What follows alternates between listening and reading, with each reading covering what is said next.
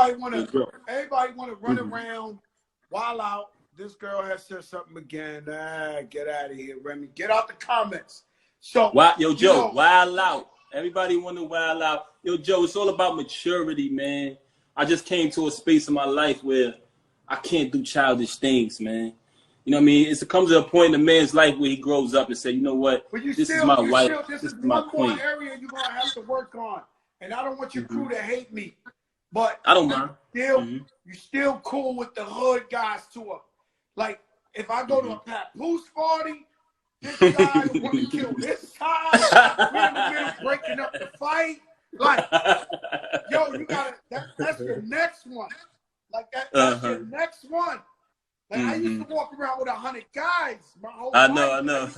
Right. Then I had to really figure out who's my man or who I love, but I could just only see on certain occasions because they might cost me my whole life and career. So that's one thing you definitely you got. I don't know, man. As you get older, yo, they say when you stop learning, man. They say you never can stop learning. When you stop learning, when you think you know everything, you stop learning. You know what I mean? Knowledge is infinite. So I appreciate you giving me that jewel, man. But you know what it is too. You're right about that because coming up in the industry, I made a lot of mistakes by doing that. What you said, I made a lot of mistakes, but I learned from that. And you know, there's always room to grow. You know what I mean? But you know, I come from the hood, just like you. You know how it is, man.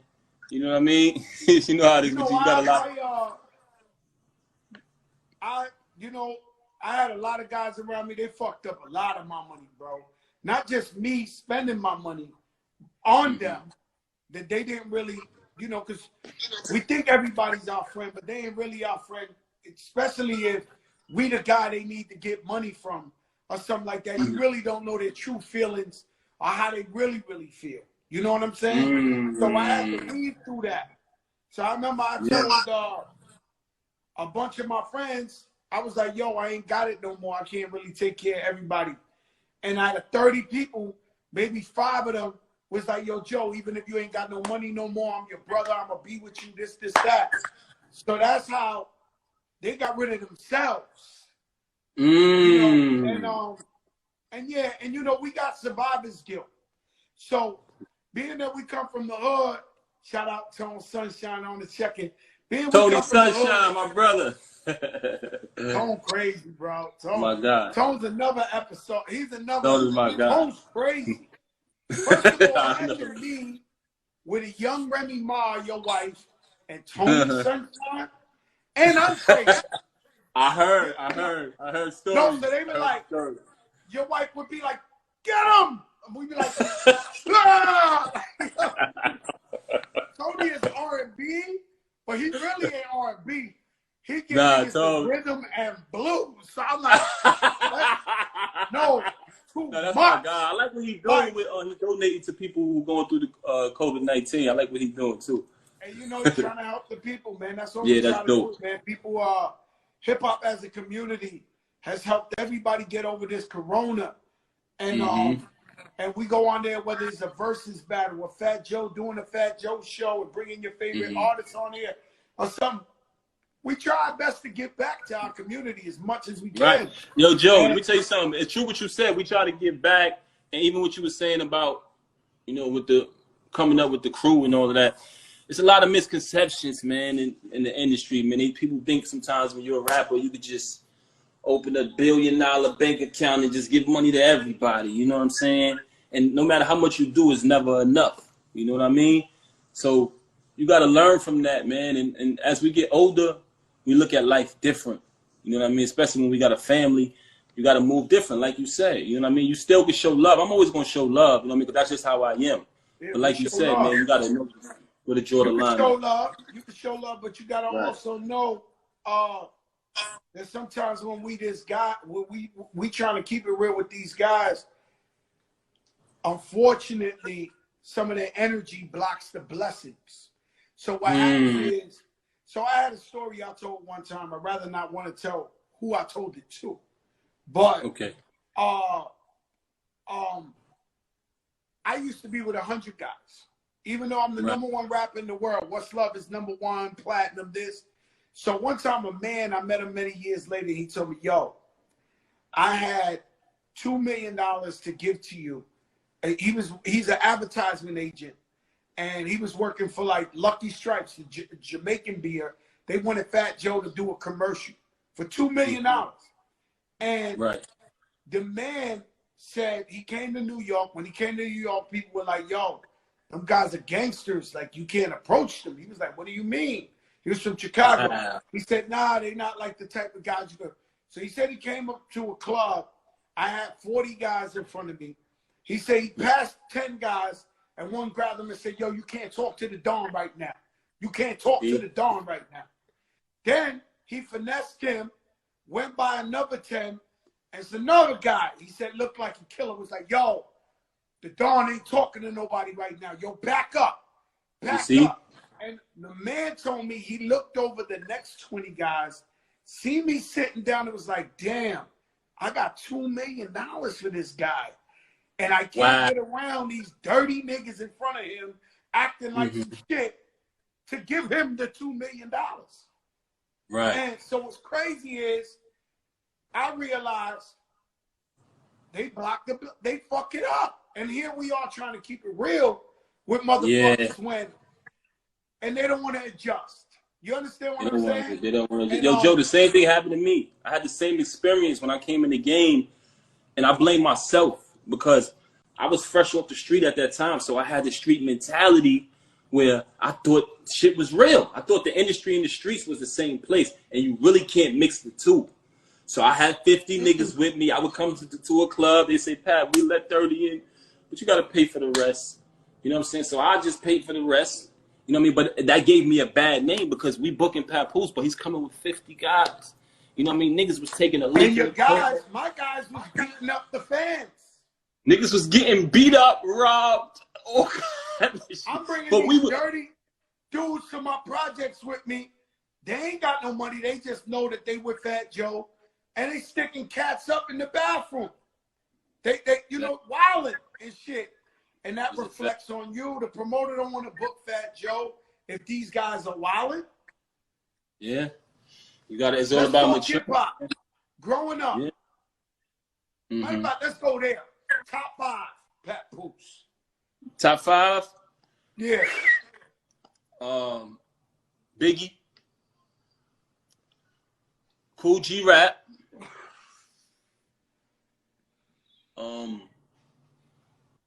Nas. Big Daddy Kane. Pardon me, Kane. No particular order, Joe. No particular order. Big Daddy Kane. And I'm going to go KRS. That is a mean starting 5. The thing about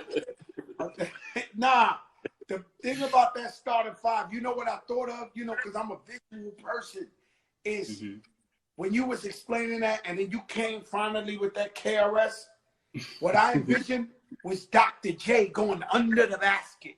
You know, Dr. J, he went under the basket. The whole team jumped up. He went under the basket and came around and got him. Dr. J, that's like a, you know. Yo, Joe, my top 5, man. Yo, you know what? Talking about top 5 and top 50 lists that people be doing, right? I noticed that when some people name they list, they be trying to sound cool. So they naming rappers that they don't know shit about.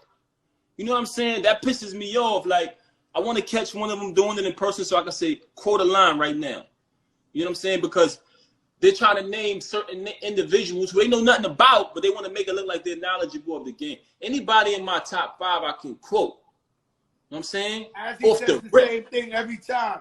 As he says the same thing every time. As he be like, yo, they just trying to sound cool. Like, they don't know. That's what they be doing. They be, yo, Joe, they be dropping certain names. I know for a fact they don't know nothing about these niggas, man. Shout out to Ruben Diaz, the Bronx Borough president, on the check. Oh, peace to Ruben Diaz. His top 5. He's going, wow. Oh, word. You know, Ruben's a real hip hop connoisseur. You know. Yo, Joe, I'm a fan of the culture, man. I told you already. You and Remy, my favorite rappers, man. Straight up, y'all my favorite rappers today. You know what I'm saying? I'll tell y'all that. My favorite line, my favorite shout out ever, when he goes, "Was off the rim, he had to Papoose."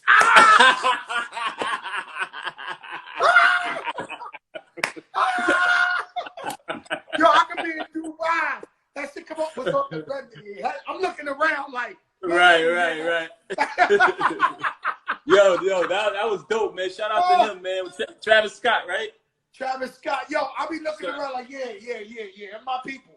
You heard me. You heard me. Y'all niggas don't want to. Yo, Lil Wayne just had a line too. He did something similar in his rhyme. Shout out to Lil Wayne, man. That was dope too. Lil Wayne, that's my brother, man. Yeah. I tell you something about Lil Wayne. Mm-hmm. And this is crazy. He's younger than me. He's my little brother.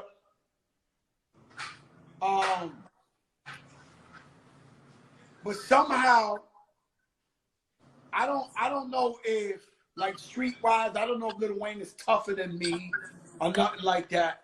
But I find myself looking up to Lil Wayne. Lil Wayne is dope. Yeah, it's just weird to me because I remember one time I did an interview. This is when we don't gotta elaborate. The two females were at each other, and the morning show asked me, and I said, "Yo, listen, even if Lil Wayne dissed me, babe, you turn that down, babe. It's too loud. Yeah. If he dissed me, I'ma turn around and still be like, yo, Wayne, I love you no matter what. Even if you mad at me, there's nothing you could do.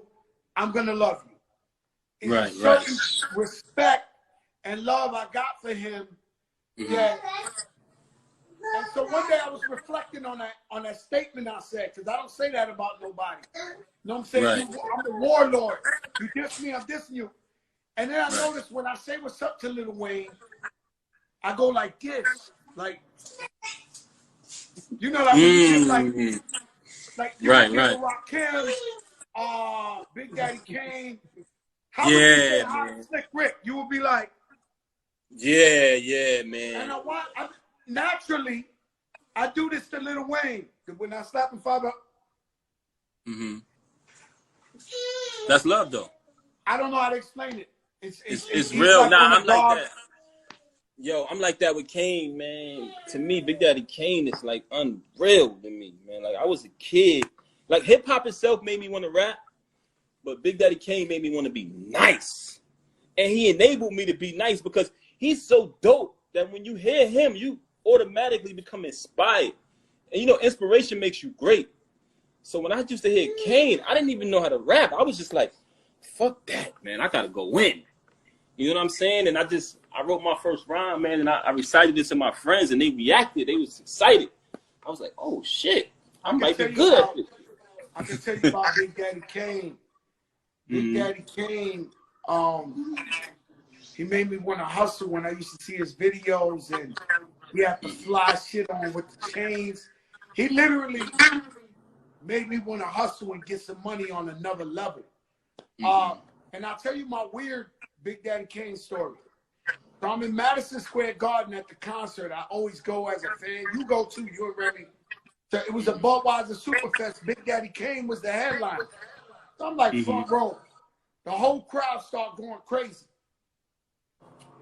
And I'm like, what's going on? And they going crazy. And then when I look, it's Tupac and Biggie together. Way before Beat walking through the crowd. Making a movie. And the whole crowd going crazy. So Tupac and Biggie see me, and they're like, yo, Crack, come on. Yo, Crack, come on. So I go over there with them. We go backstage. Next thing you know, we on stage. And Flojo was #1 at the time. It's my first song. But that was my shit, by the way. I'm going to tell you this little story. This is the night that they played, the DJ played the thing, and then Biggie said, I got 7 Mac 11s, about 8. 10 Mac 10s, the shit never ends. Woo! I was standing right there. So if they had footage, it's Tupac, Biggie, Fat Joe. I'm right with them.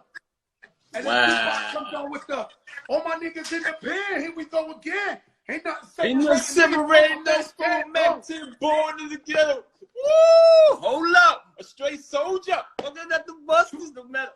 Crazy. Tupac, Biggie, right. Fat Joe. And Fat Joe had, I guess he was filming Juice at the time. Fat Joe had Flow Joe, #1. Big Daddy Kane, they passed me the mic. Biggie and Pop was like, yo, Fat Joe. You know, and then Big Daddy Kane was like, yo, Big Daddy Kane was like, yo, we ain't got no time. We ain't got no time. Whoa.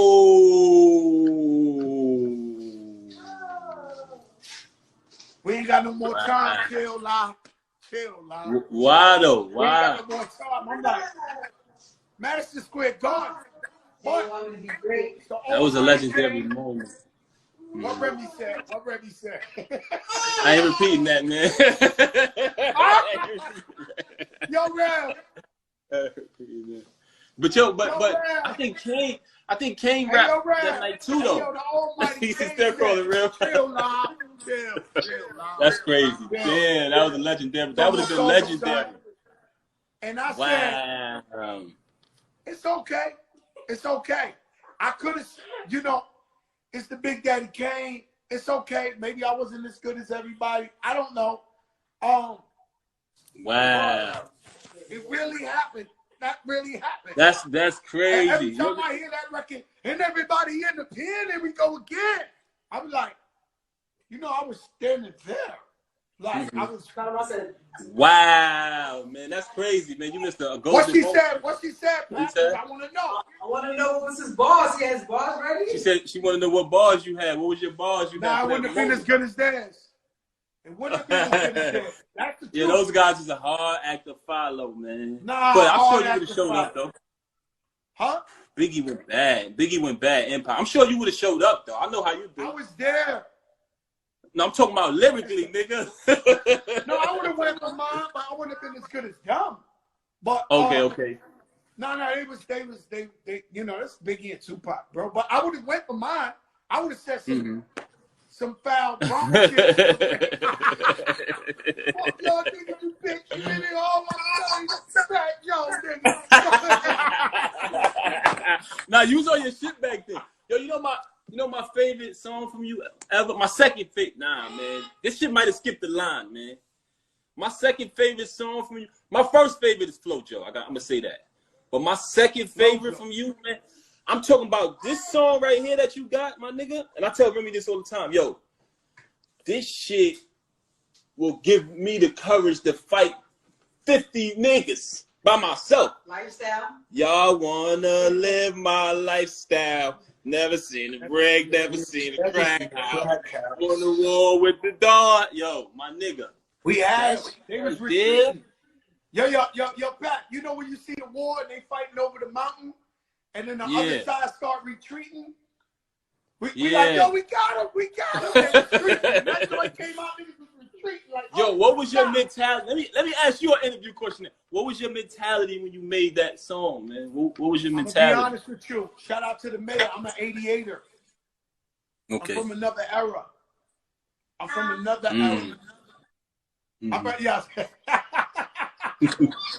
another era. On the wall with the door, had your max out. Listen, I'm from where guys showed up with Mercedes Benz, with wide body kits, with chains down to their dick, and Dapper Dan coats, and they would go out there and they would just stare at other niggas across the street like with the other fly 325 drop top Beamers. This. And so I said, when I wrote that song,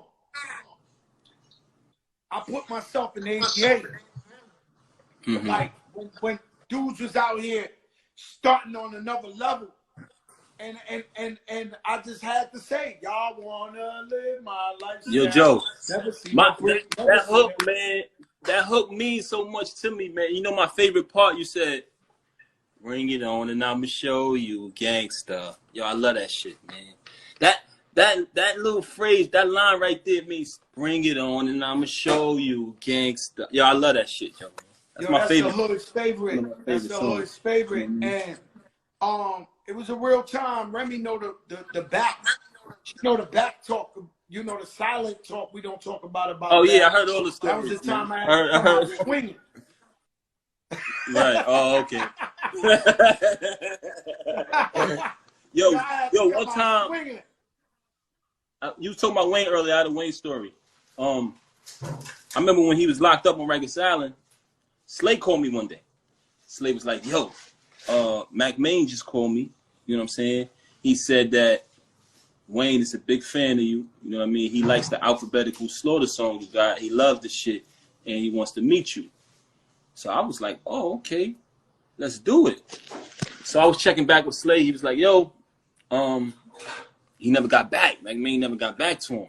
So I was like, "Fuck it, man. I'm gonna pull this nigga on the visiting floor and see what's up." You know what I mean? I went to the island, and at the time I came, Drake was going to see him. So I was fucked. I never got to meet him. So I want you to make that introduction. You know what I'm saying? Introduce us, man, when you can, my brother. Because I would love to get Wayne on my new project. Across the street. I would love to get him on my new project, man. I mean, I'm working. He's my neighbor. He lives across the street. You don't know who I know. I know you guys got a lot of money, man. Y'all living great, man. You know what I mean? Papoose, before I leave, I gotta talk about all these police killing black men. Joe, man. So we watch men get murdered on video every day. The latest one, this guy had his knee on the guy's neck. Yeah. And the guy suffocated. I know you rap about it a lot. What can we, like, how can we get action, man? Because I feel like state of awareness, I feel like people are more vocal about what's going on, and social media, we keep going. But what are we going to do to stop? Like, what can we do to stop this? I'm going to say this, Joe, man. How many times are we going to see a racist white cop or just a racist individual killing an unarmed black Latino man, and it's justifiable homicide? They don't even get indicted. And if they do get indicted, they don't get convicted. So how many times are we going to say, let's march, let's protest, you know, before we say, let's take it back to the 60s when they actually did something about this shit? Now, I'm not inciting no violence. I wouldn't suggest that, because where am I leading my people at by suggesting that? What I would suggest is, because if we was to go to that, we was to take it to that extent, we don't have our own hospitals. You understand what I'm saying? We're weak in the judicial system. What we got to do as a people, we have to start raising lawyers. We have to start raising doctors.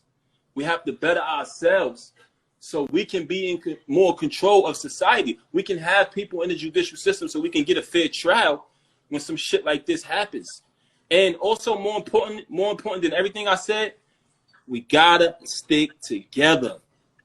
Without unity, there's no strength. We are weak. Right now, you have people on social media platforms or just across the planet who are saying, "Oh, I don't think it was wrong." They don't see nothing wrong with it. And they don't see nothing wrong with they don't see that. You have people, if you look at a forum that's discussing what went on with that homicide, you will see certain people in there who are justified. Well, what did he do? Why did they arrest him? It doesn't matter. I mean, yo, Joe, the dude is just sitting there with his knee, stopping the man's circulation, and he got his hand in his pocket like, yeah, I'm killing them. And this happened in Brooklyn. Yo, this is my job. This is my job to kill him. So what? That happened in Brooklyn with homeboy who died. The same exact shit. They choked him out. Same shit with Eric Garner. Same shit with Eric Garner. Coppin, Sean Bell. I'm gonna say Trayvon Martin. It doesn't stop. So how long is this gonna go on before we do something about it? So we have to put ourselves in a better position where we can fight back. Because if you look at people from other walks of life, I think you got it right. Joe, they got their own hospital. The other day I was listening to an old school mix, and let me tell you how powerful music is. And you got it though, because when I hear you rap, you consciously speaking, you talking that shit. Thank you, my brother. Thank you. No, that's a fact though. You do it way more than me. And let me tell you something. Thank you. When I'm listening to Chubb Rock, that shit. 1990, Chubb Rock jumps up on the scene with a nigga. 1990. But that's 30 years ago. He said, remember Yusuf Hawkins when he's walking. Always remember Yusuf Hawkins when he's walking. I remember that. And to this day, I remember Yusuf Hawkins. Me too. He said that on the song. And I just think we need to get louder. And you're right. We gotta raise lawyers. We gotta be more involved. And we have to vote. The problem I have when we start getting cute. Shout out to P. Diddy. I got my Ciroc in my hand right now. But we start getting cute when